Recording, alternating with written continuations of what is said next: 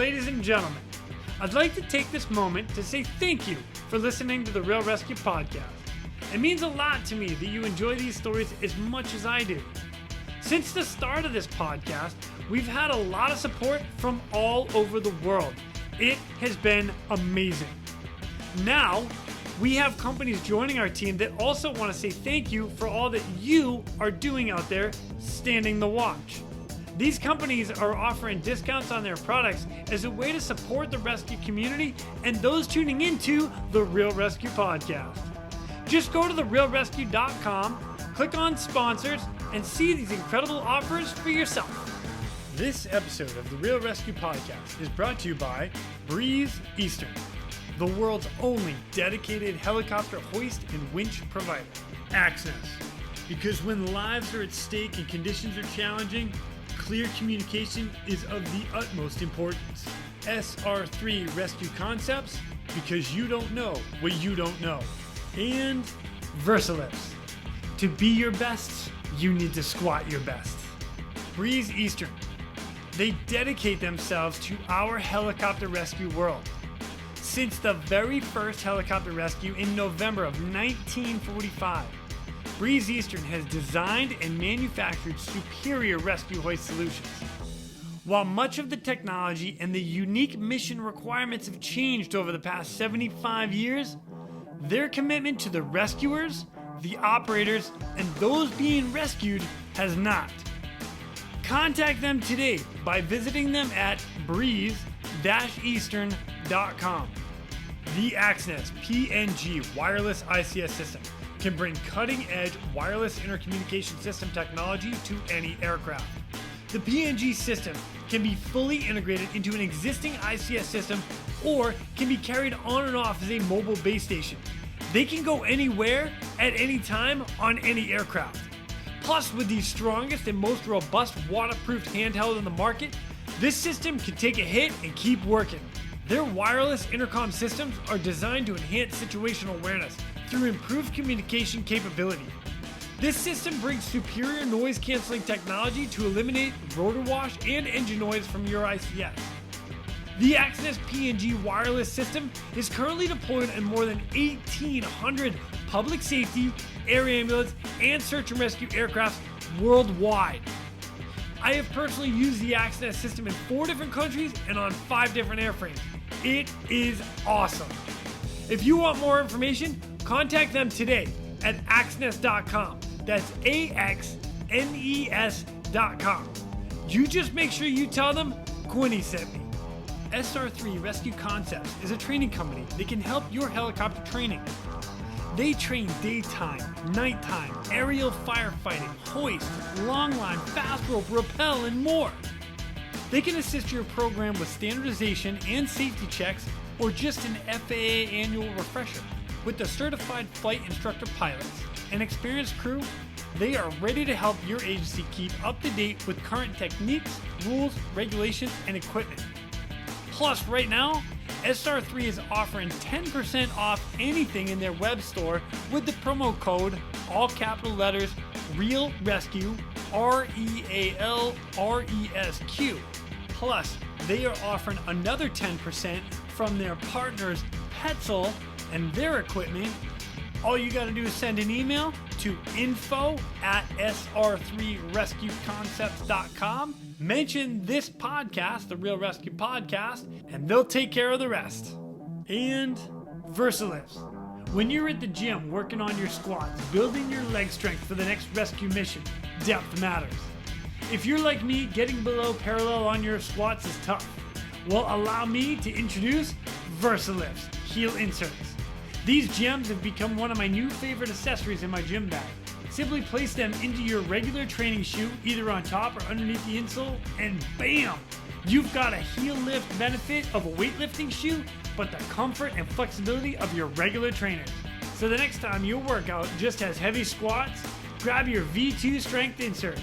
Or how about a run, pull up, push up, air squat, and another run? Grab your V2 endurance inserts. Or my own personal workout of running, clusters, and ring muscle ups. Grab your original V2 inserts and go crush it. Check them out today at vlifts.com or on Instagram at Versalist. And when you're ready to get a few pair of your own, make sure you get your 10% off with the Real ResQ discount code. Squat well, friends. Coming up next on this episode of the Real ResQ, we are joined by a survivor. And this survivor in particular suffered traumatic brain injury. She was featured on all sorts of different news articles, including CNN, which the cover was Jamie MoCrazy nearly died in a skiing accident. Now she wants to help others who have suffered traumatic brain injury. Forbes magazine, Jamie MoCrazy's horrific ski crash and how she's overcoming it. Medicine Matters, lucky breaks for former ski competitor after Whistler accident, brain injury. And including the New York Times, a fresh start on a mountain that changed her life. Ladies and gentlemen, please welcome our next guest and her story of recovery and survival and what she is doing now. Mrs. Jamie MoCrazy. My name is Jason Quinn. I am United States Coast Guard rescue swimmer number 500. These are my rescues and rescues from those of us that put our lives on the line every day so others may live. This is the Real ResQ podcast.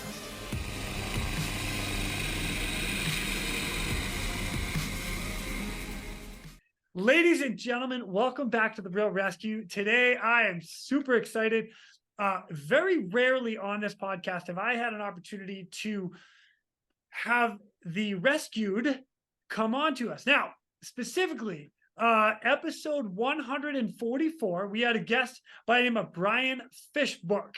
And in that episode, he talked about a lady that did some crazy backflip, hit her head, had a major head injury, and he was the savior that showed up on scene. It was him and another guy, and he was actually straddling you and breathing for you as you're going down the mountain to the helicopter.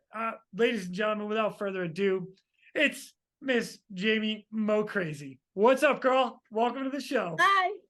Thank you so much for having me. I am so excited to be here because exactly what you said you do. You talk about people who rescue other individuals, and I would not be here today without Brian. And so I am so passionate about what he did for me and giving a voice to all those heroes that actually do save and change lives. So I'm so excited to be here. I have a little tear right here. Just, oh, thanks, Jamie. Now, Brian is the man. And when he started talking about the story about you to me, I was blown away, and I'm like, holy cow. And I remember hearing all about this, but now being able to talk to you about it and actually hearing from him to begin with was just like mind blowing to me. So thanks for joining me we get to hear your side of the story, which is great.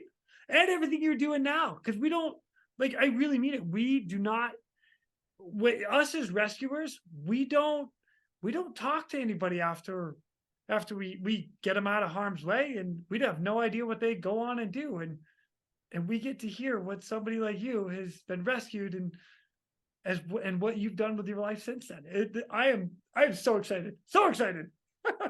Yeah, me too. And actually on my 1-year injury anniversary, I went back to Whistler and was part of the World Ski and Snowboard Festival. They treated me amazing. I was VIP at all the events, and I went to the ICU in Vancouver, and I met the head of my neuro care in the ICU at Vancouver General Hospital. And this doctor was in a meeting, and he came out of the meeting with tears in his eyes. And he said exactly what you said. He said, we never see beyond the ICU. Like, we never see, like, I had heard that you had survived, but to see you standing there, it's just mind blowing. And since that happened, I've actually been really passionate about giving a voice to the heroes like you who are saving people's lives because you don't get to see the outcome. And sometimes it can feel like it's another day in the office, but as Brian pointed out in his interview, you need to treat every person you work with the one in a miracle chance that they're going to survive.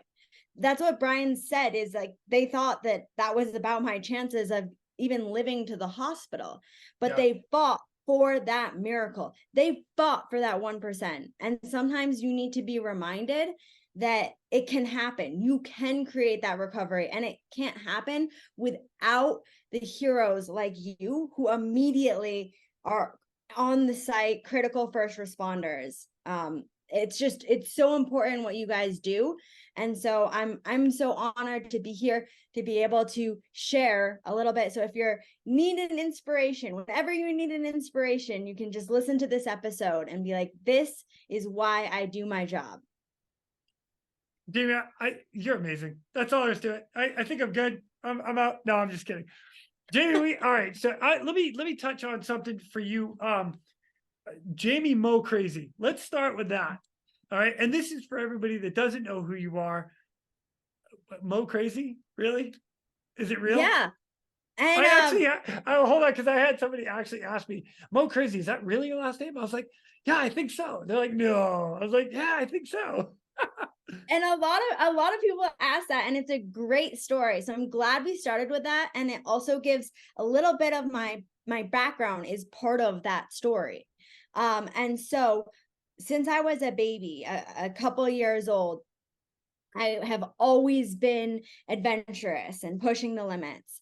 And I climbed up the drapes in my living room. This is a story that gets told at all family events. So I climbed up the drapes in the living room, and I got stuck at the top, and I was like, Mommy, helping me, Mommy, helping me.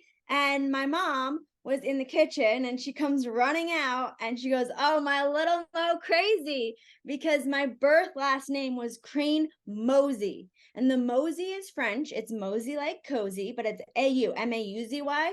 And if you mix them all up, you come up with MoCrazy. And since I was a little bit MoCrazy, my mom started calling me her little MoCrazy. And then since I've always been very competitive, I started competing. And when I was like 9 years old, I actually won state championships in gymnastics. And the very same year, I won state championships in skiing. And so I was the little MoCrazy. And then that name started to stick because Crane Mosey is hard to pronounce and it's easier to forget. But MoCrazy, no one forgets MoCrazy. Like I was even at the farmer's market yesterday up in Park City, and the guy's like, oh, MoCrazy. And he's like, your name's Jamie, right? Let me introduce you to my wife. This is MoCrazy. This is MoCrazy. And I was like, yeah, everyone remembers MoCrazy. And she's like, yeah, he said it like 5 times. So then when I started competing professionally, because we can touch more about that, but I was very adventurous and then competing in lots of different things. And then I started competing professionally in skiing, because back to when I was 9 years old, I had an interview in the newspaper and I said I wanted to combine skiing and gymnastics on snow. And that's what happened with slopestyle skiing, which is multiple jumps and rails, and you get judged on your overall impression. And it's combining gymnastics and skiing. So I became a professional in that. And the announcers would say, Jamie Crane Mosey, the MoCrazy is now on course. So that name kind of continued to stick. And then I had my really critical accident, which we can talk about in more details. But when I went into the hospital, my little sister started the hashtag MoCrazyStrong to bring together my support, the energy, everyone's information about me, all the updates. It was all with the hashtag MoCrazyStrong, because MoCrazy, me, was going to become strong again. And so that has turned into our nonprofit, MoCrazyStrong. And I keep pointing to my wrist because I have a tattoo right here. Yeah. And then actually we would give out little wristbands that were magenta, because that's my favorite color, bright pink. when I was living in the hospital. So all my supporters, everyone would wear a little wristband that said #MoCrazyStrong on it. And then the next New Year's Day, I started 2016, because my accident was in 2015, with it getting permanent, a tattoo on me. And then in addition to that, so it stayed a nickname. And when I started public speaking, it was Jamie MoCrazy. That was like my stage name. And then last year, in May of 2022, my husband and I got married on Whistler. So we went back to the mountain that almost took my life to marry the love of my life. Love it. I'm cute and corny. I'm so corny. Yeah. Love it. My wife is loving this right now. Yeah, you know what? I might have to step up my game a little bit more right now. Come on, Jamie. So we went back, and when we were talking about like names and things like that, when you're getting married, we both decided, and he supported, that why don't I just go to my nickname? And that's who I've always identified with and what I feel passionate about. And so I could become Jamie MoCrazy. So I legally changed my name.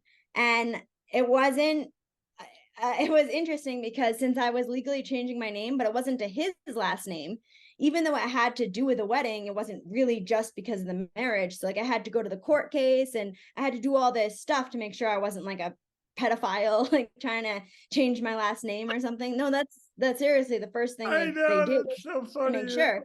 Yeah. And the judge, he actually, it was interesting because it was an online judge hearing, and he said that when he first got it, that this girl wanted to change her name to MoCrazy, he was like, who wants to actually have that as a permanent last name? That's a little insane. And then he said he looked me up and got so inspired to be a part of that journey and to be the person to say that I could change my name to get into that identity.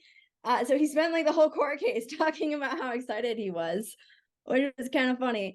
But so now it's legally my last name. So my last name is legally on my passport, for the IRS.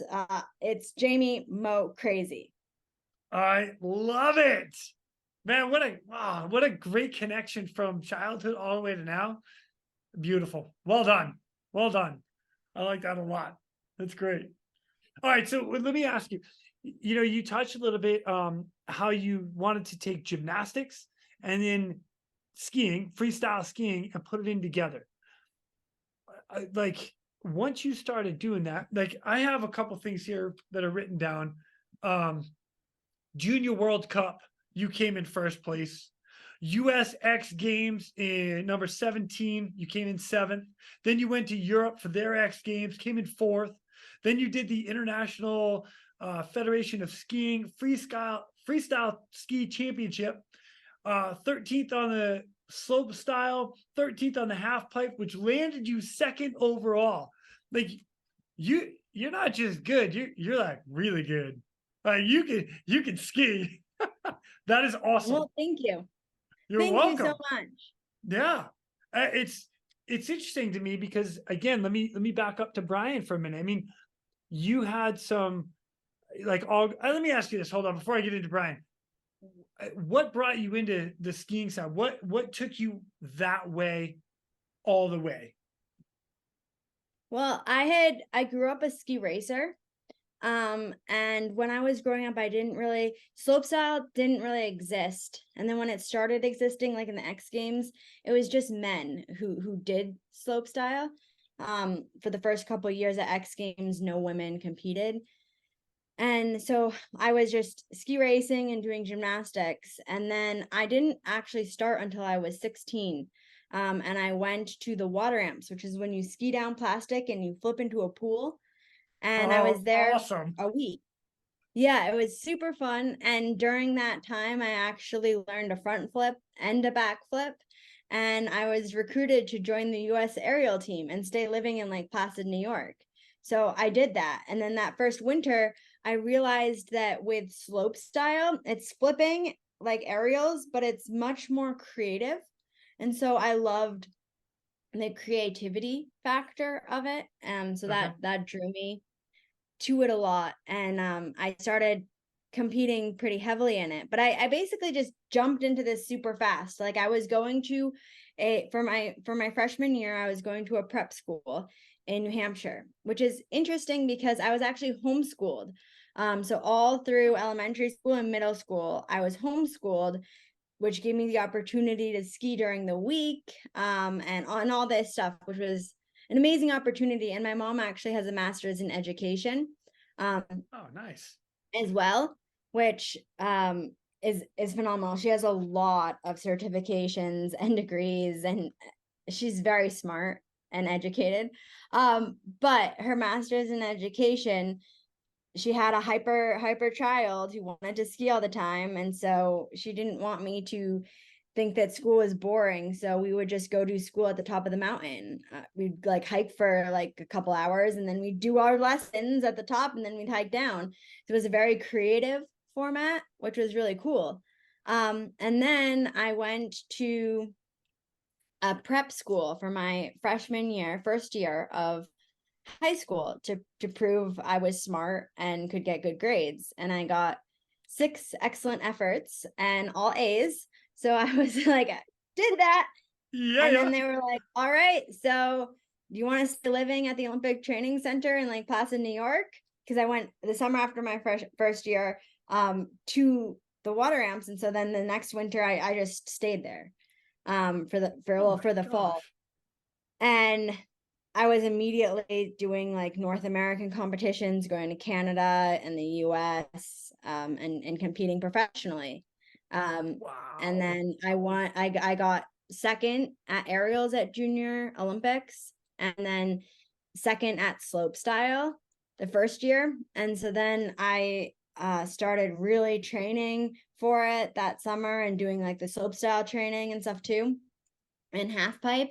And then the next year at Junior Olympics, I got third in half pipe, first in slopestyle, first in aerials, and first in overall. And then that's how I got invited to be the only US representative at Youth Olympics, which is actually in New Zealand. And that summer I won I won in New Zealand, and I actually talked with the International Olympic Committee about adding slopestyle skiing to the Olympics, because at this time it was not an Olympic sport. It was just an X Games sport. So neither skiing slopestyle or skiing half pipe were in the Olympics. So I talked about it to the IOC, and they decided to add it to the Sochi Olympics in 2014. And in 2013, that's all because of you. Well I'm done. not sure if it's all because of me, a lot of, like, you know what? We're going to give you credit right now. I'm just going to throw I did have a little part. There are a lot of people saying, thank you, Jamie MoCrazy. So it was exciting. And it's interesting how fast it happened, and then really how short my career was, because there's that. And then in 2013, that's when we went to the different X Games, and I went to the Olympic test event in Sochi, Russia. I was representing the US for the test event. And then in 2014, the year of the Olympic qualifier, I actually hurt my knee, and it was like that summer I tore my meniscus, and I didn't get it fixed, and I was bone on bone on my knee, and I was creating these bone spurs, and I wasn't landing because my knee would just give out. Ouch. And I did not make the Olympics, and that was super emotionally challenging for me. And I knew that I would make the next Olympics, and I would keep going. Like, my career was not, I had only been a professional for like a few years. It was like still at the start of my career. So even though I was really devastated I didn't make it, I was like, okay, the next one I can make it. And I, just stay in there. And then I had my brain injury. Man, that's like awesome and then terrible. Like, all right, let's get into that for a minute. Can we get into that? Are you good with this? Mm-hmm. All right. Yeah. Here we are. I'm very comfortable about it. And it's interesting because I do a lot of podcasts, and I do a lot also with my mom and my sister, who you'll hear are founders of MoCrazy Stronger nonprofit. And my mom is one of my biggest superheroes. And there was a collaboration of a lot of superheroes that made my injury happen. And I have no part in the recovery process. Like, I didn't have control of myself for like a year. Like, I literally, after my accident, could not drive a car. I could not make decisions for myself. Like, I legally was not an adult. And so the reason I had my recovery was because of the first responders, what they did, and then the medical staff, what they did, and then what my family caregivers led by my mom, what they did. And the collaboration of all of that created this outcome. And it's what we advocate about and share for our nonprofit work. Man, that is incredible. All right, so let's drop into the day of the event. You're thinking, I don't even know what you're thinking. You're on the top of the slope. You're looking down at this killer ramp. Your trick, you were going to do a double flip at the time, right? Double backflip, if I remember correctly, right? Yeah, technically it was a double flat 7, which is a little bit of an off-axis double backflip. Oh, okay. All right.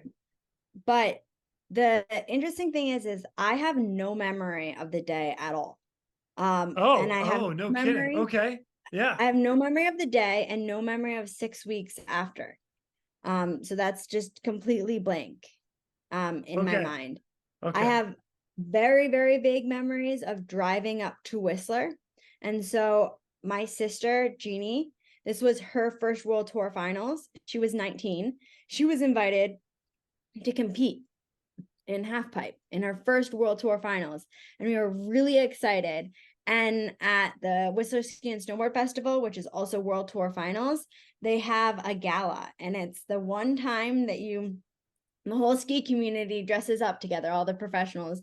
And my little sister, Jeannie, is a fashionista, and she competes with her red lipstick on, and she has designed and sewed each one of her outfits for our film premieres that the film festivals that we've gone to with #MoCrazyStrong, which we can get to in a little bit. But she's made every single one of her outfits for every film festival.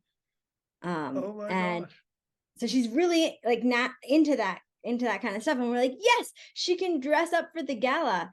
And then instead, the day of the slope style, she was actually standing at the top of the mountain because she doesn't compete in slope style, just half pipe. And I was competing. And my first run, I ended up in 4th place.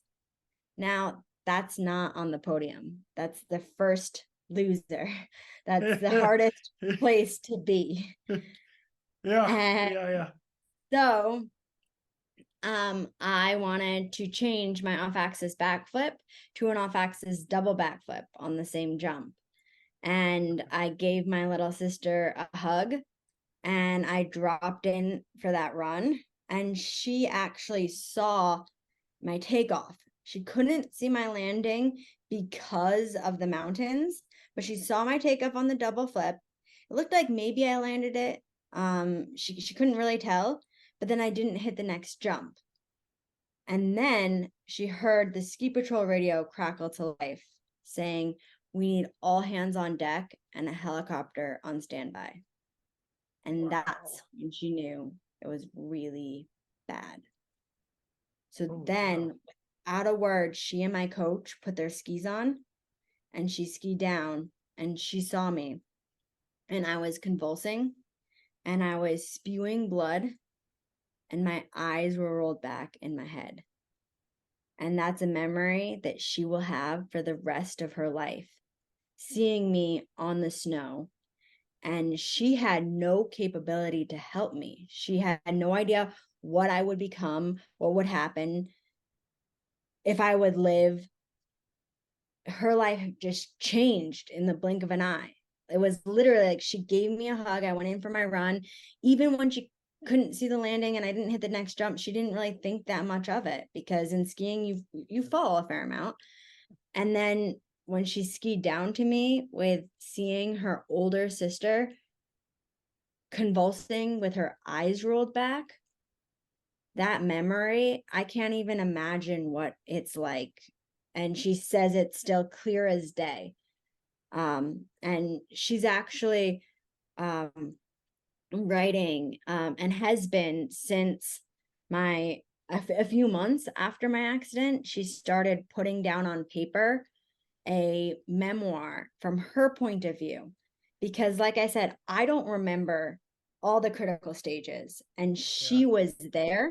And so it's written in like a novel format, so you go through the experience that she went through. You see me, you have the thoughts, you go to the hospital, you experience all of this as if you're living it.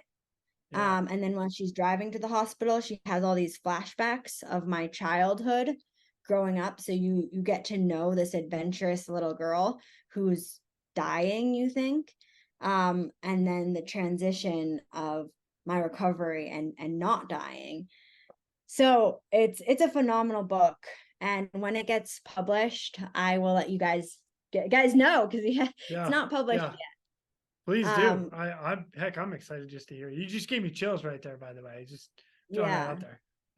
But it's so well done, because this story about my accident and my recovery has gained so much traction and attention.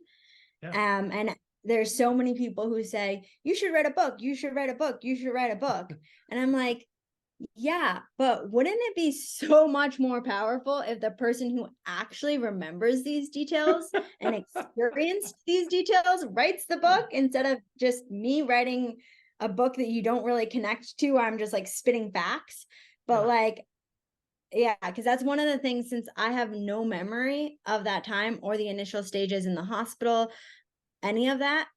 A lot of people will say, like, what did you think, or what was your memories? And since I don't have any, when I do my motivational speaking, I actually have like a 1-minute video of my mom and sister, Jeannie, my mom Grace and Jeannie, being interviewed about the accident. And my mom starts tearing up, and like, it's so much more powerful than me telling you, because I can tell you what I've been told, but feeling that connection to it and the passion to it. And like, people say, is it hard to tell it? And it's always been super easy for me to tell the story. One, because I just love to talk, and two, because I don't remember it. So it's like brilliant, spitballing a story that I have no connection to. But every time my mom and my sister tell the story, like, my mom's interviewed, and like for our documentary, she was interviewed, and she just starts to cry. And like, when we did some recreation scenes, and I'm like lying like all dressed up in a bed, she just walked into the room and immediately burst into tears, because she has the memories coming back. So I give way more credit for them to relive it for all of the media work that we've done than I'm not reliving something because I have no memory of it. So I'll tell you what, I'm going to bring in Brian then for the minute, because Brian showed up on scene. I believe he was second on scene off the top of my head. And he was the one that was breathing for you all the way down to the helicopter. The other guy, which I apologize, I forgot who Brian said he was with, but his partner skied you all the way down. And that was it for them. This is why I love you being here right now, because for us, we put you guys, our patients, on the helicopter, and then we don't see you anymore. Like you said earlier, the neurosurgeon, it's just something that in our profession we don't have that opportunity to do. So the facts that we know, or that I should say, are you had your crash, you got flown out to the hospital, right into surgery, and then from there everyone heard that you recovered, right? Mm-hmm. What point did you start remembering, and what part did things start to come back for you? So that's a great question. And besides being told that Brian was there, we actually have a picture. It's a picture. I'm lying on the sled. Brian is straddling me, pumping air into me. You can see the helicopter in the background, and you can see Jeannie just standing there. And that's like one of the most powerful pictures that we have, and it's in the documentary, and it's all over. But so Brian made it possible for me to breathe, because I wasn't really doing that. And he had to be pumping my breath to get to the helicopter. And then from Whistler get to Vancouver General Hospital. And then I actually became the first person at Vancouver General Hospital. And they think one of the first people in all of North America to receive an intracranial monitoring system, which tested your oxygen and your pressure. So they drilled a hole in my skull and inserted a device that like spread out on my skull that tested the pressure from my brain to my skull, so they could know if they had to remove part of my skull. And then also testing out the oxygen level, which that was the new procedure, was the oxygen test.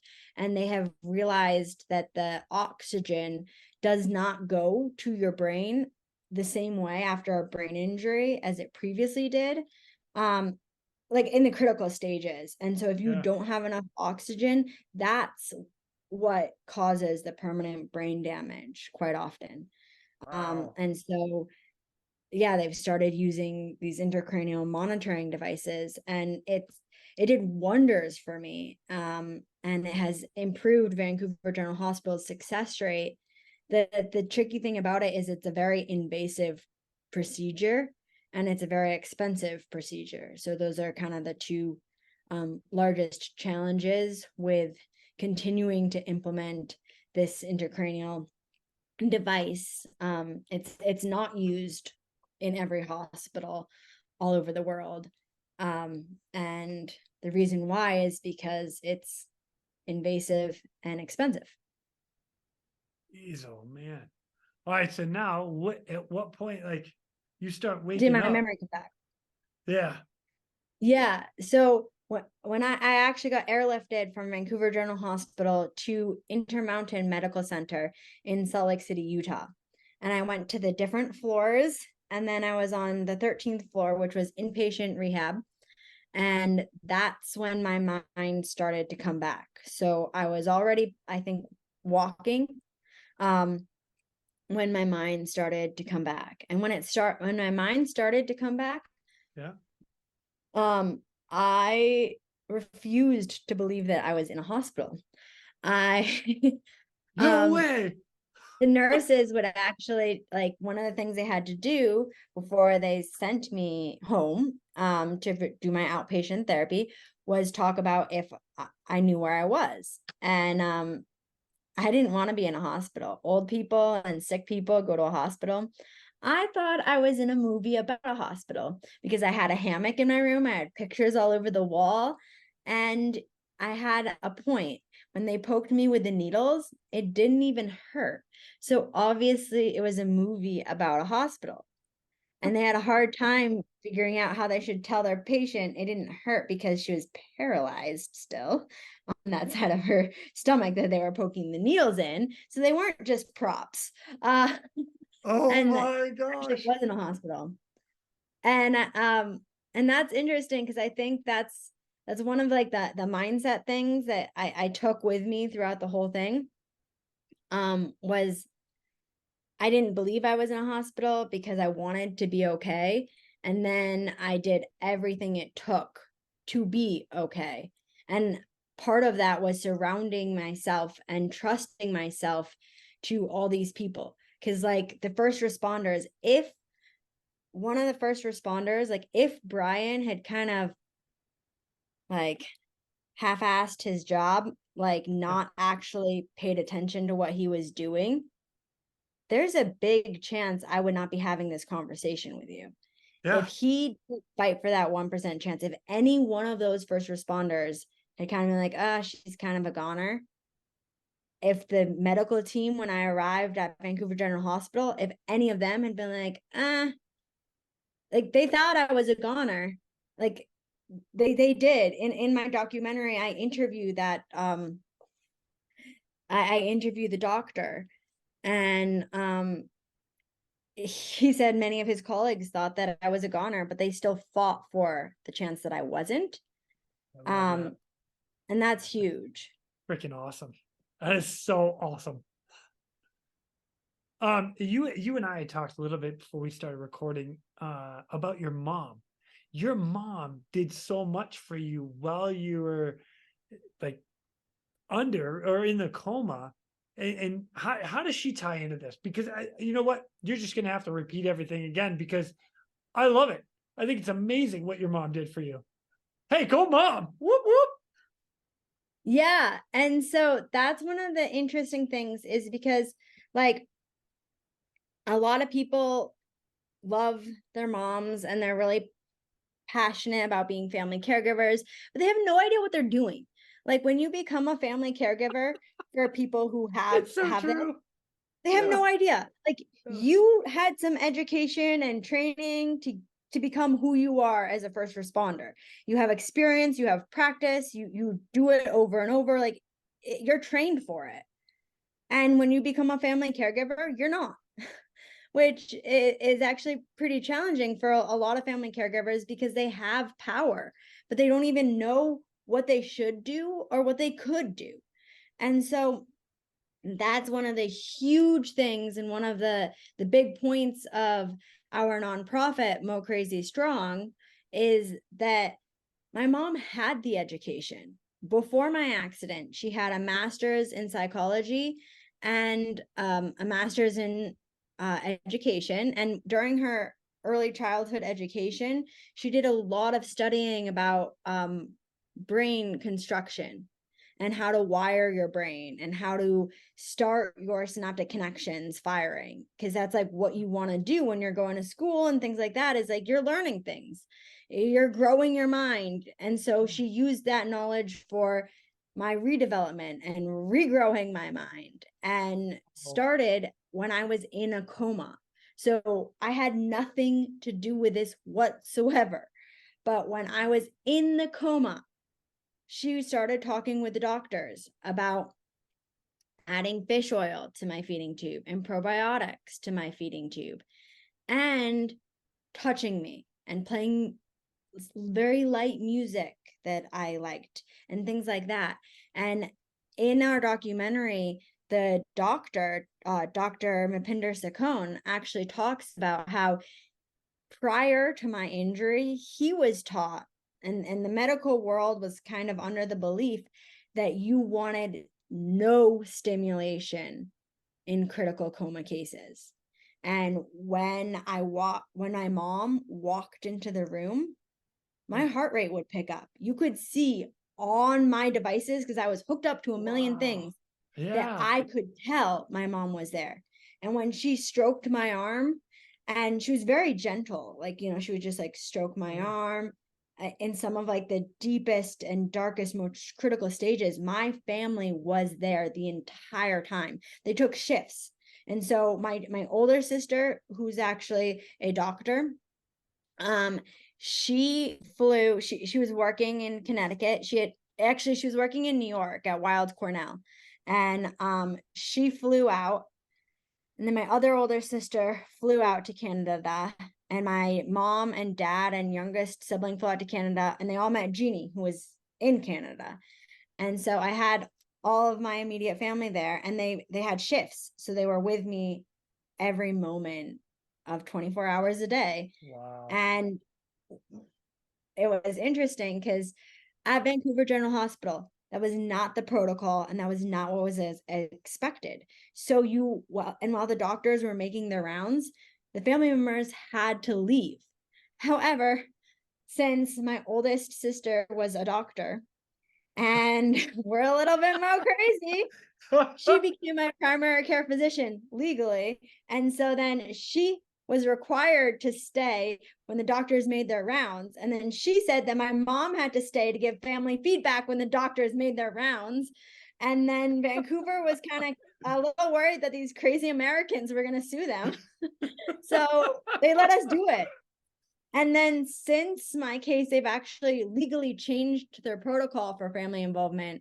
And Dr. Sakone has said that it changed their outcomes and it changed their mindset, because they realized that while the family members don't know the medical jargon or any of that information, the family members spend so much time with the patients that the doctors need to use the family members. So like now when the doctors make their rounds, unless you sign off and you legally opt out of it, the family members stay, and then they're asked questions about the individual, because the doctor only sees them for like 10 minutes out of the day, and the family members see them for hours and hours out of the day.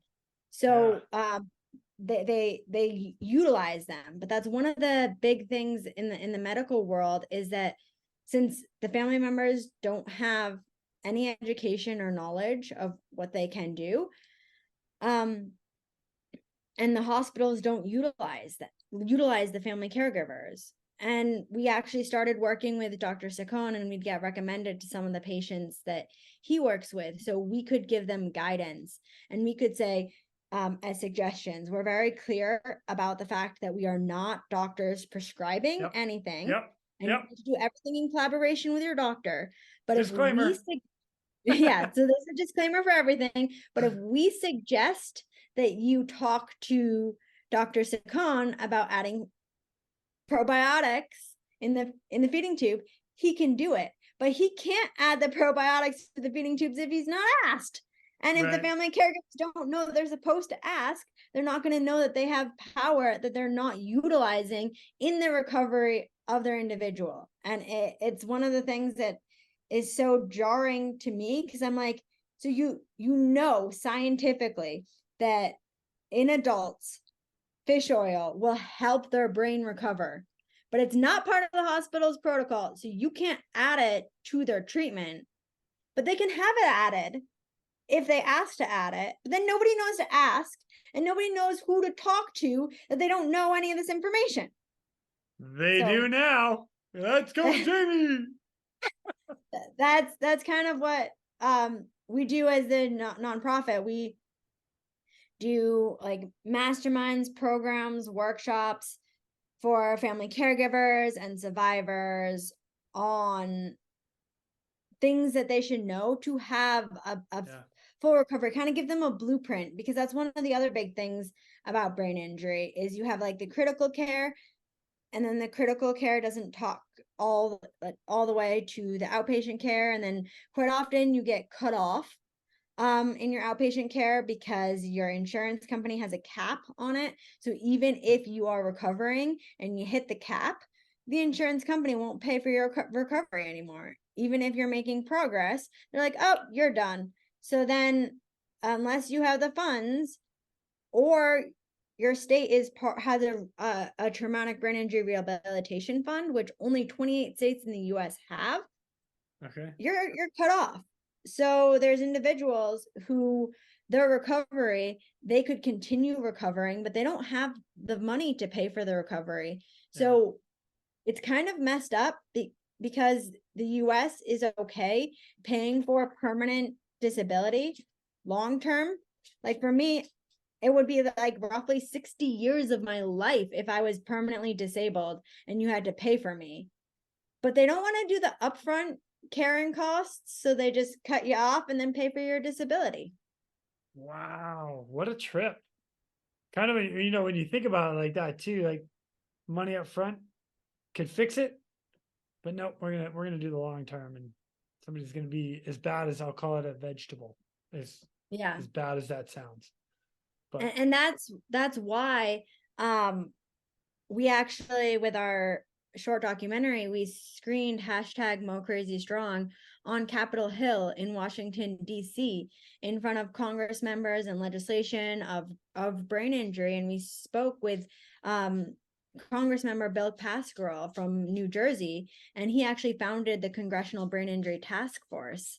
And one of the things is why we did that is because my mom, my sister, and I, the MoCrazyStrong founders, are so passionate about changing federal policy, adding more federal funding to brain injury recovery, because it's one of the most common disabilities.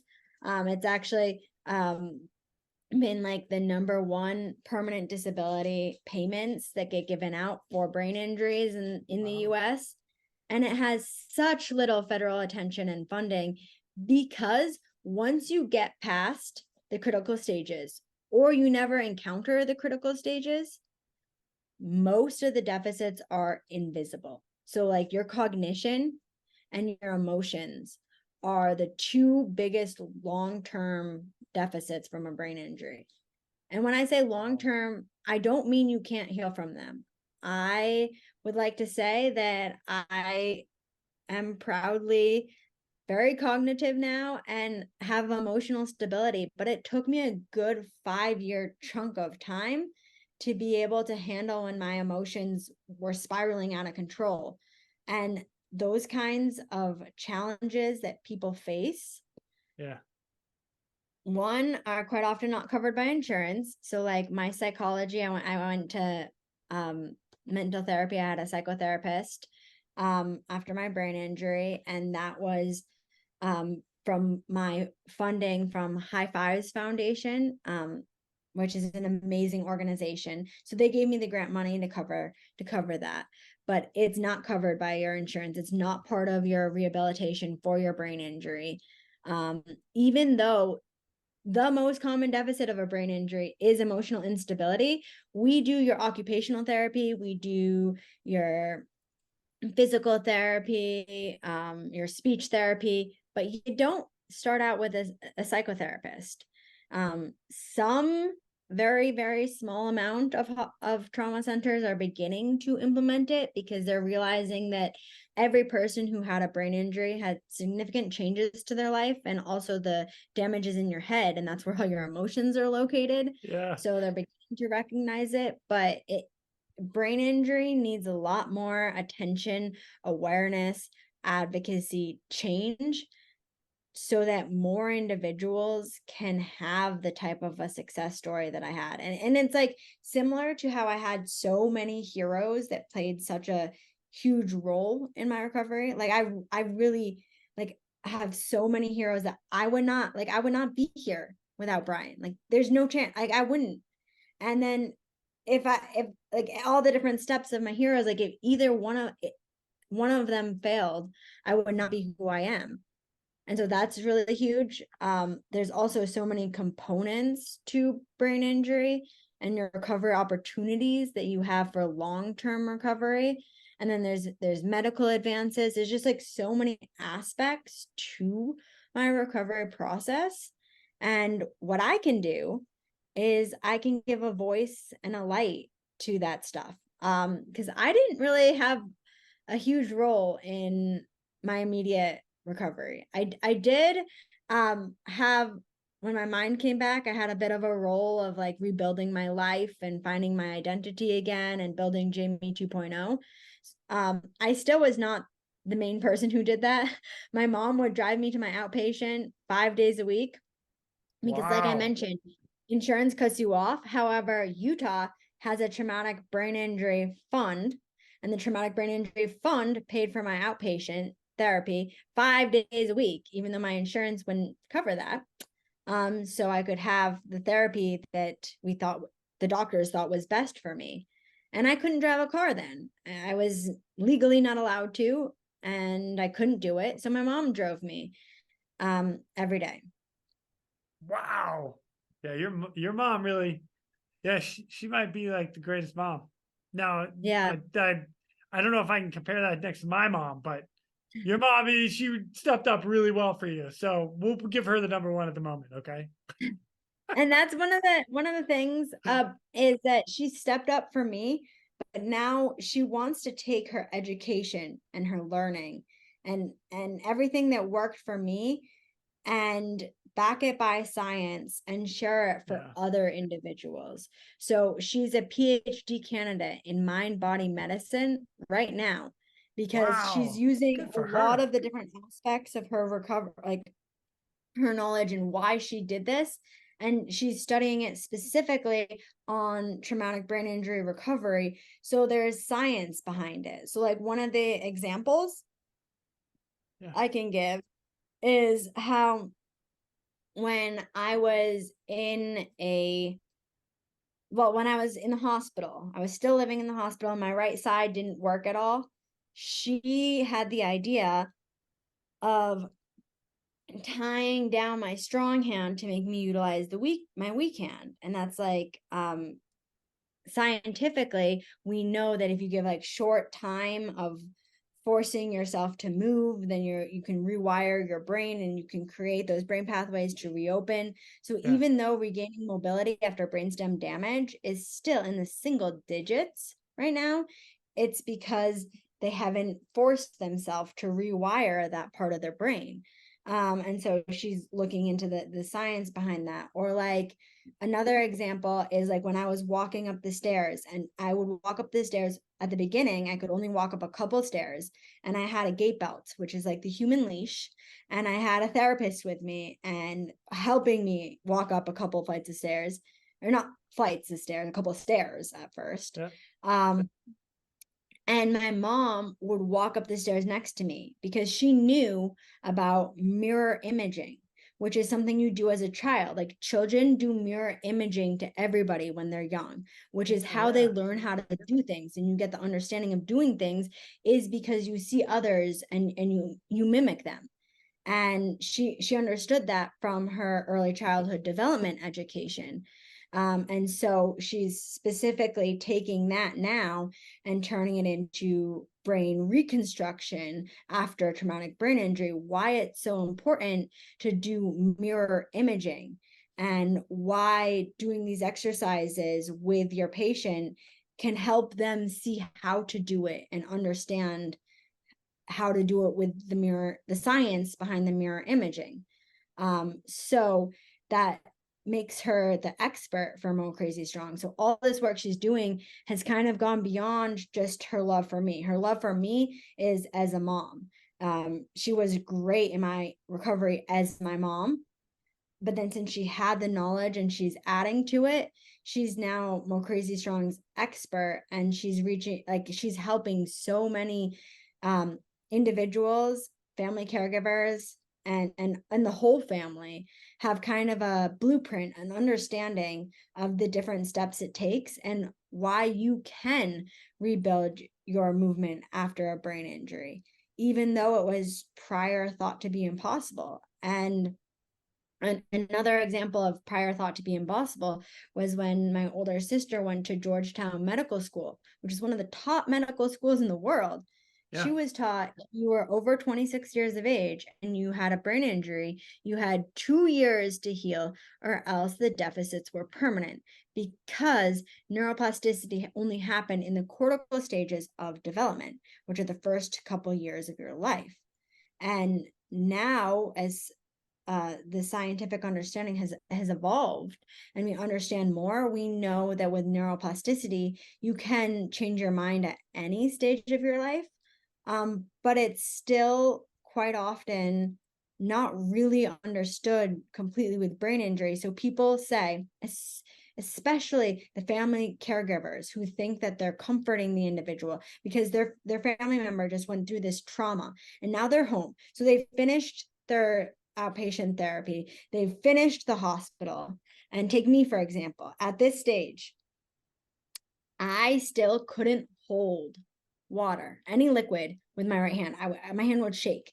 If I was trying to hold something, it would shake.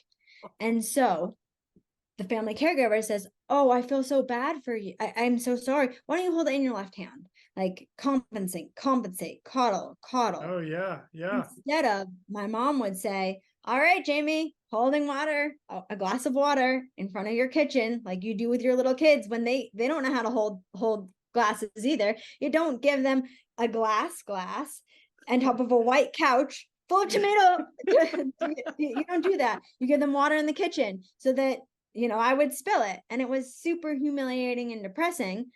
And I felt really bad about myself that I couldn't hold water. But because she forced me to hold water in that hand, it recreated the brain pathways in my brain. And we all have trillions of synaptic connections. So even if some are permanently damaged after the brain injury, we can utilize more to get to the same results that we had before if we force ourselves to do it, we push ourselves to do it. And in those decisions, I still was not at the cognitive level to make my own decisions for myself. So I needed my caregivers and advocacy to help push me in that direction, to hold water and to believe that I could get to the point where I can hold liquid in my right hand now. And I could get to that point. And quite often the belief is you're never going to get to that point. So you're cut off. You have brick ceilings put on you because you don't think it's possible, and your family caregivers don't think it's possible. And Jamie, you quick, have an quick incredible drive. This is an incredible recovery and incredible drive. Like the mindset there, even after the injury, just to drive forward and to keep pushing forward. Well done. That well, thank you. most people don't have that to begin with, and you do it after an injury. You just said you're all depressed, you can't hold a glass of water, and you're driving forward to say, you know what, I can, I will, I am going to. That I love that. I love that drive and motivation. Well, thank you. And that drive and motivation was built throughout my life. And my mom, again, had a federal grant from the government. She's self-esteem to women. So she raised me. I was raised with the belief that I could do whatever I wanted to do. I could take the steps, I could build the habits, and I could do it. And that's why I became the first woman in the world to double flip at X Games, because I knew I could do it. I would take the steps, I would do the training, and I would do it. And that understanding of what it takes to do it played a huge role in my recovery as well. And that's one of the main reasons I do my motivational speaking. I speak to corporate clients, and I also speak to nonprofit clients. And I'm fortunate that I have an amazing story to tell them. And one of the things that their takeaway is that belief. Like, our minds are so powerful when we believe something. And if you have that belief, again, like MoCrazy is going to get strong. And I stuck with that belief, and my family caregivers guided that belief. And I knew since I was an athlete how to overcome challenges. I had torn my ACL multiple times before. I had faced struggles and challenges, and I knew that I could get past them. And that mindset, a lot of people don't have, and a lot of companies don't have, is how you can take something that seems to be one of the worst experiences of your life and turn it into one of the best experiences of your life. Because I'm so passionate and continued to stay involved in brain injury. And like the fact that I married the love of my life atop a mountain that almost took my life was a good enough of a corny story that the New York Times wanted to cover it. And like all that stuff, if I didn't do the work for all these things that are developing, like the documentary, we screened it. Our global premiere was at Big Sky Documentary Film Festival, which I didn't know much about documentary film festivals. So I was like, when we got in, I was like, okay, cool. And then when I went there, I found out only 6% of the films that apply to Big Sky get screened there. And then I went to some other film festivals, and we went to some amazing ones, and then like Mountain Film Festival and Telluride. And a couple hours before us, they screened Wildlife. And Wildlife was co-directed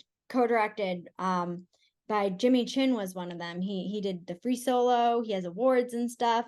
And he was there at Mountain Film in person talking on stage. And I was like, oh my gosh, we were in such great company with people. It was kind of mind blowing to me, because I look up to him a lot. And so we've had a great film festival run and great things. But what I've kind of realized, just as like a life principle, if we didn't have the editor that we hired, who did Mark Lucky, his name's Mark Lucky, he did an amazing job. If we didn't have the woman Anne Marie Keene step on to design all the music, so all the music is just custom for us for the documentary. If again we didn't have the heroes work with us, and then we didn't take the chance, like, to do just about anything, you have to believe you can do it, which leads us back to like kind of our whole conversation. if as a first responder, you don't believe that this person can live, you don't believe that they can survive, you don't believe that they can have a life, it's not powerful enough. You have to believe, even though it doesn't always happen. I'm not blind, and I know that you can't guarantee anyone that they're going to have the recovery that I did after any trauma. But Agreed. you also cannot guarantee them that they can't have the recovery that I had. Agreed as well. Oh my gosh, Jamie, you're giving me chills over here. I am loving this. This is like what you have been through from the accident to now. Again, none of us as first responders, as people that go out and do this, hear this stuff. We don't know. You have gone on to now MoCrazy Strong, nonprofit. Your mom, what she's done to go out, she's getting her PhD or she has her PhD? She's in the process. So she's done some years and she has a couple more. Just that's incredible. Like, and just what, not just you, but the people around you and how it gets built up and things that have gone in such a positive light. Something so tragic that turned around and was well done. That's all I gotta say is well done. Well, thank you. And now I have a lifelong mission and journey because I'm actually the chair of the Utah Brain Injury Council, and I'm very involved in brain injury, and it needs a voice, it needs awareness, it needs attention, and there's so many things we could do and improve and bring in more integrative options to recovery, educate family caregivers. Like that's one of the things is like another quick example story is this past winter we were working with a family who the daughter had a critical brain injury. She was in the hospital, she was unresponsive, and we have videos on family caregiving and on the MoCrazy Strong YouTube account, and we sent it to her or to the family, and they started touching her and like very softly playing some music in the background, and when they were holding her hand, that was the first time she responded. They squeezed her hand, she squeezed it back.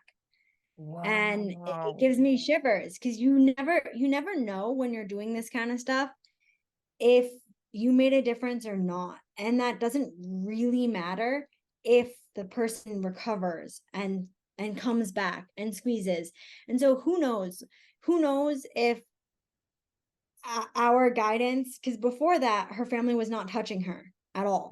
And if our guidance to some of the touching and things like that helped her be responsive and helped her come back, which we're doing there is some science studying on this, but it's still so new that we can't scientifically say with conviction that yes, it did scientifically make a difference. But we've just had these examples happening over and over, and there have been some studies that are showing that they think that familial touch and your heart waves go out for 7 feet and you can feel back. So when you feel your family's there and they're not terrified about you, they're helping, it actually helps you come back. But it's just such a complex thing that we can't guarantee it that it does. But the fact that we keep hearing these stories of people that we're helping come back to life in their own way, and how much we know that like the individuals like you, like the first responders, and their work is so essential to even get the individual to the stage that we can help give guidance to the family for their role to help the individual come out of the coma.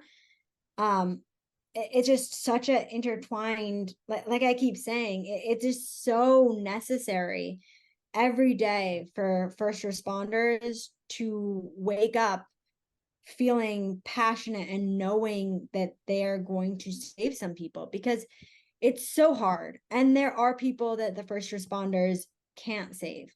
And there are people, I mean, I've never been a first responder, so you know more than I do, but I just can't even imagine what you guys do. Like if you're having a bad day, if you're having your own bad day, like for you to leave that and go deal with somebody else who's having a worse day, like it would be so challenging. I give you guys so much credit because we need that. And there's so many individuals who would not be alive today if you guys if you weren't around.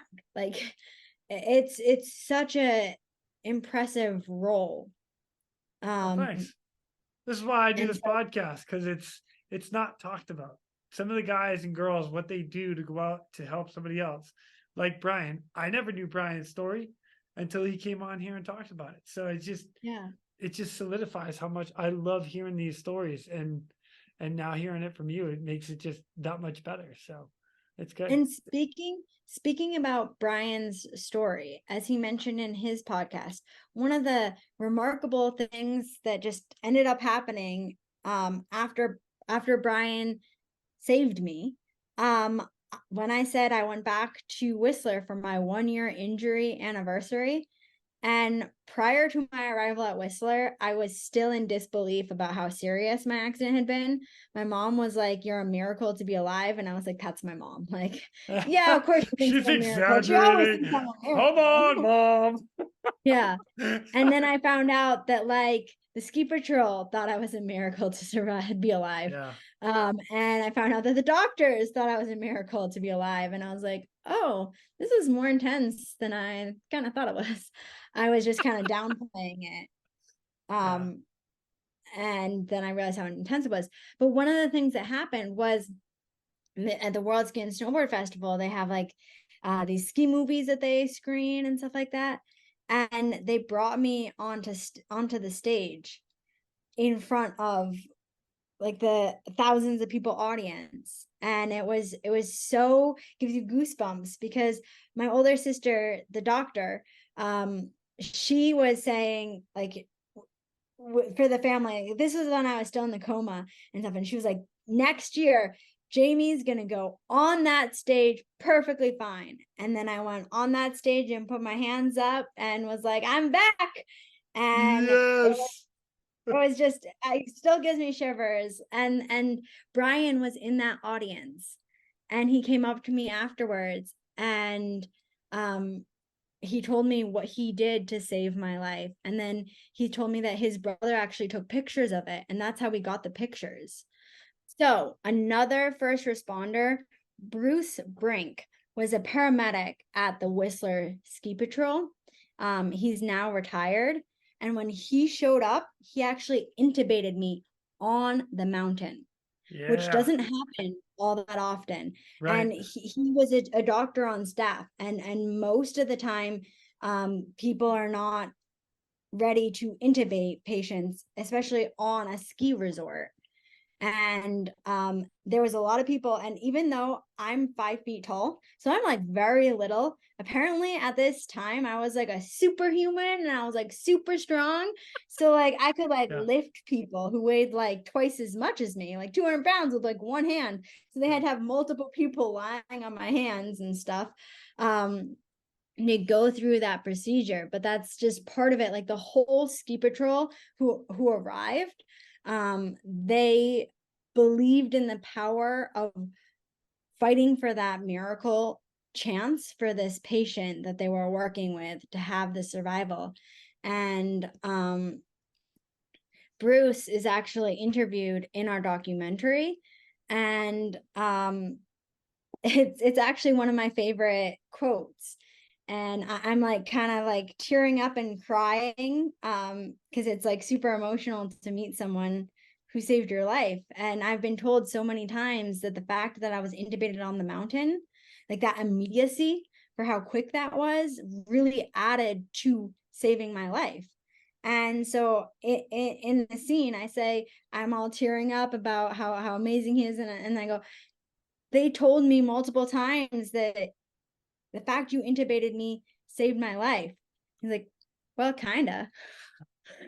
And it's so perfect, because it's not like cocky. It's just like kind of the truth. He's like, well, kind of like, and that's the thing. And like bringing awareness is that people, like the different first responders, you guys kind of do save people's lives, and your actions I'm gonna take his line. kind of Kind save your life.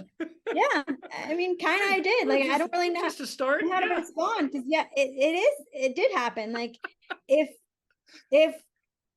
Bruce hadn't intubated me, if Brian hadn't breathed for me, like, I would not have gotten to the helicopter. So like, they kind of saved my life. Kinda. Yeah, and we've Oh, seen Jamie, it's great. we've gone back to Whistler a number of times, and we've seen Brian, and we talked with him. But that first meeting, when he was like, I was the person who pumped your air, I was like, that whole experience gave me so many goosebumps.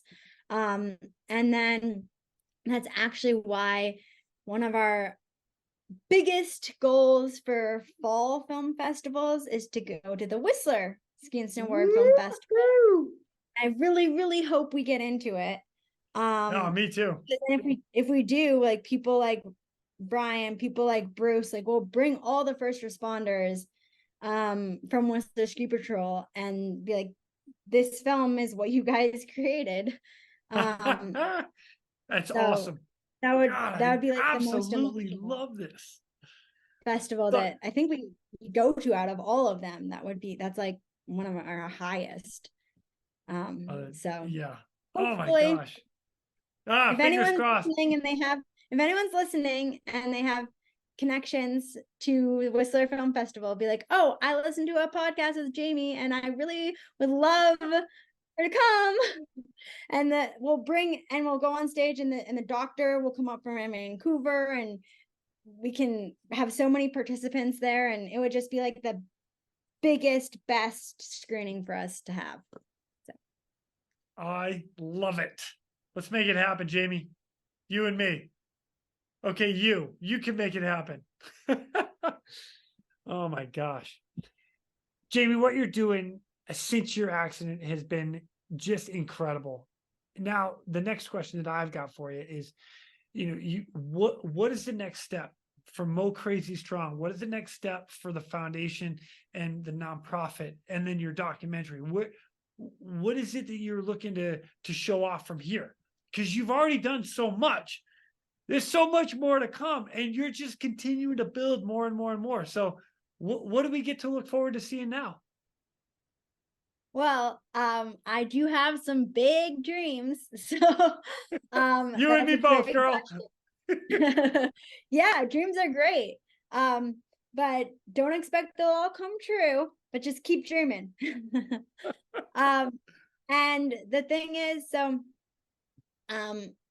what we want to continue going, so we have some more film festivals that we're doing this fall, and like I mentioned, hoping for the Whistler one. That's like one of our biggest ones. Make it happen. And then we're looking to go public with the documentary in March. And so we're talking to some different distribution outlets, and that's not quite public yet, but so we're looking to go public. So then you can like watch it on one of your streaming platforms. And one of the things we want to do with that is just raise awareness, like give a voice to the invisible struggles of brain injury and the opportunities required to have a recovery, and how to have a blueprint to understand those opportunities and understand things like how much your nutrition plays a role, your mindset plays a role. So in collaboration with the medical side, which is like more clear cut things, but how some of these other like little integrative approaches, and like massage, how massage scientifically reopens your brain pathways and sends blood to your brain, which reopens your pathways. That's stuff that my mom's studying in her PhD program. So we want to give the documentary to start a conversation and a narrative, and change the narrative for brain injury recovery. So there's that. And we also have started doing private screenings, and so we'd like to continue growing that. So the private screening is like showing the short documentary, and then also having a panel or a keynote to discuss it. Like actually this September, this is August right now, we're having the interview. And in September, I'm going to the Brain Injury Association of America's annual conference. And I'm going to screen the documentary, and then I'm going to talk about it. And Awesome. so go more in depth. And so we have the private screenings, and for those we're hoping to, we have some already set up, and we're hoping to grow them. So if you listen to this and you're interested in bringing me to your location to screen the film and then give a discussion, and we can tailor it to whether it's first responders that you're trying to kind of motivate them and convince them that they are saving lives, because like you mentioned, they don't see the results, and so sometimes it's so powerful for their performance to actually like see in flesh what they can do. So then when they're feeling a little bit tired, it can kind of help kick them in the butt and be like, okay, this is why I do what I do, and this is where it can go. So we have the private screenings, and then also my little sister, Jeannie, who was at the competition. And like I think I mentioned, she heard the Ski Patrol radio crackle to life saying we need all hands on deck. And she experienced all that. She is writing a memoir in a novel format. So it seems kind of like a fiction novel where you live the experience through her. And then when she's driving to the hospital, it's like the longest 2-hour drive she's ever done in her life. And she keeps having these flashbacks of our childhood growing up together. And they're all true childhood experiences that make you fall in love with this character, me, who's dying. And her sister, who's not sure if she's going to get to the hospital before her sister's dead, because that's her mindset. And then the recovery process, and it's all written in her format. It's so good. It gives me the goosebumps.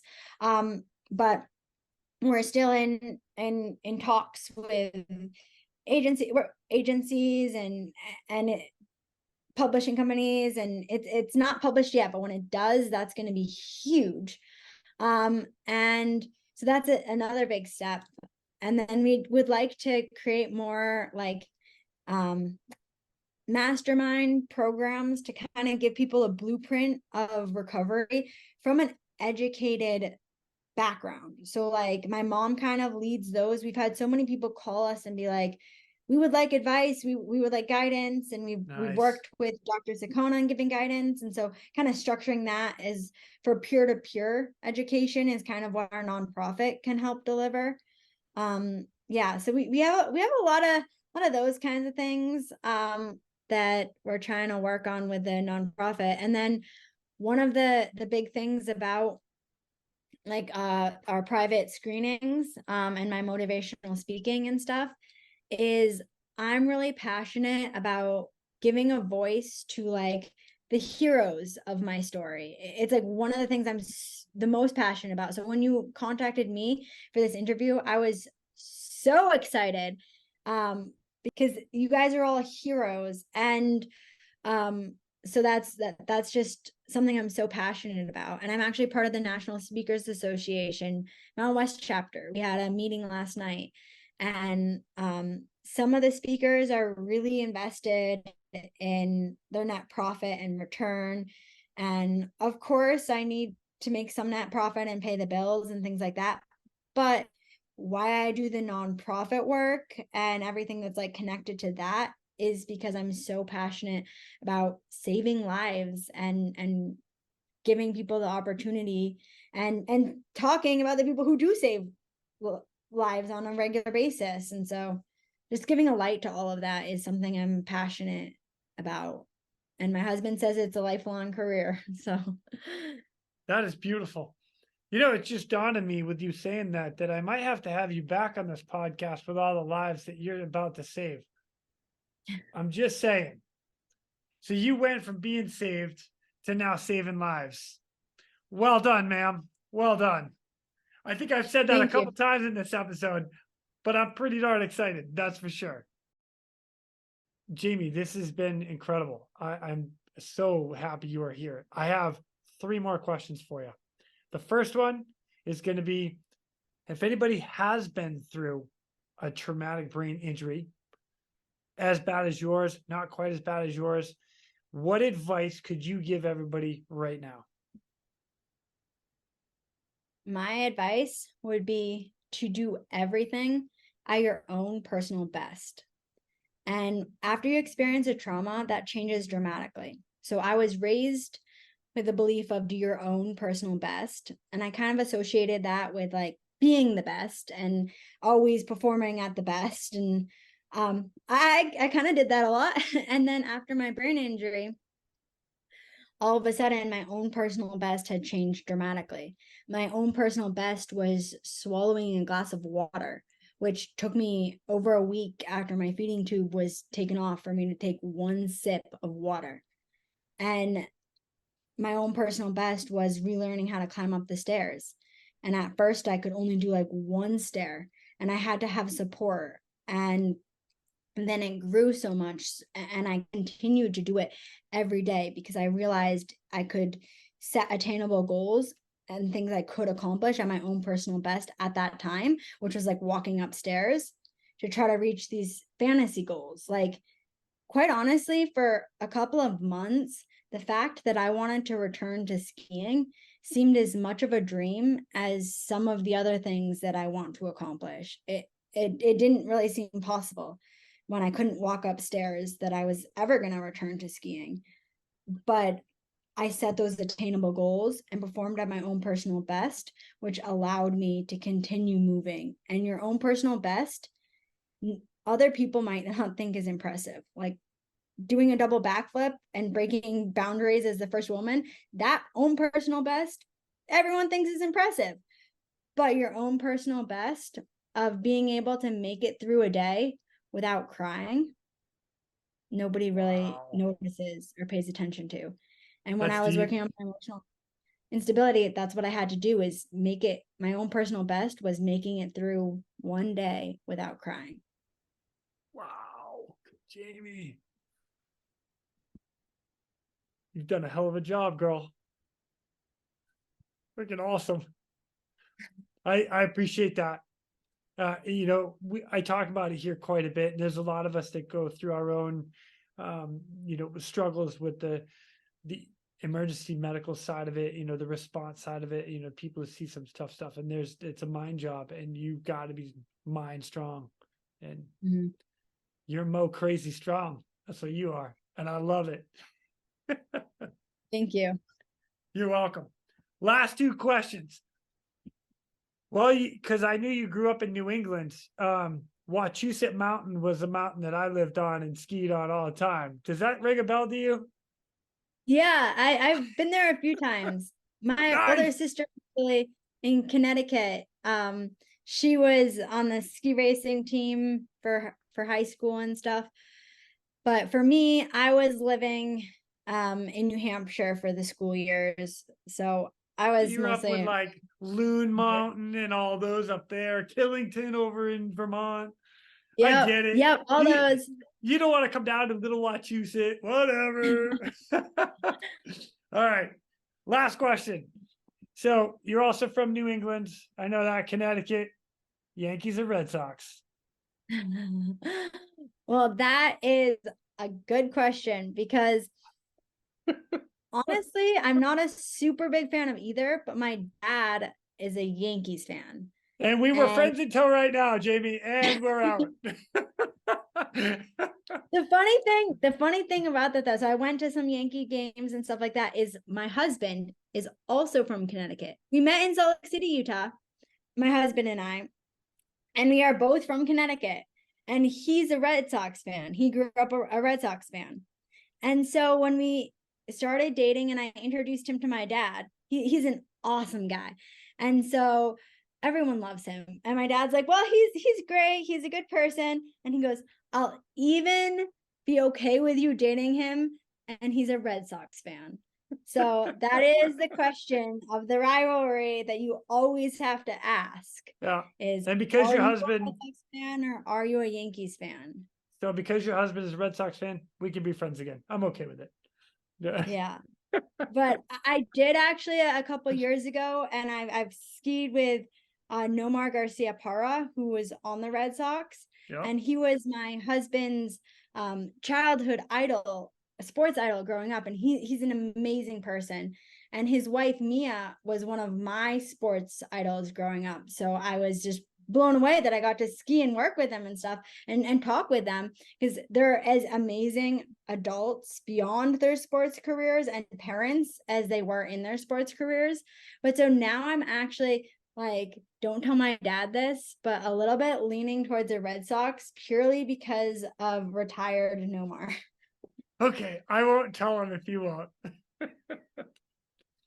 Jamie, thank you so much for coming on and just sharing the story and everything you're doing since your accident. This has been such a pleasure for me, a super good treat. And oh gosh, I can't wait to see what you and your organization and everything that you're doing, your whole family is going to do in the future. I love it. So thank you for coming on and sharing your story with me.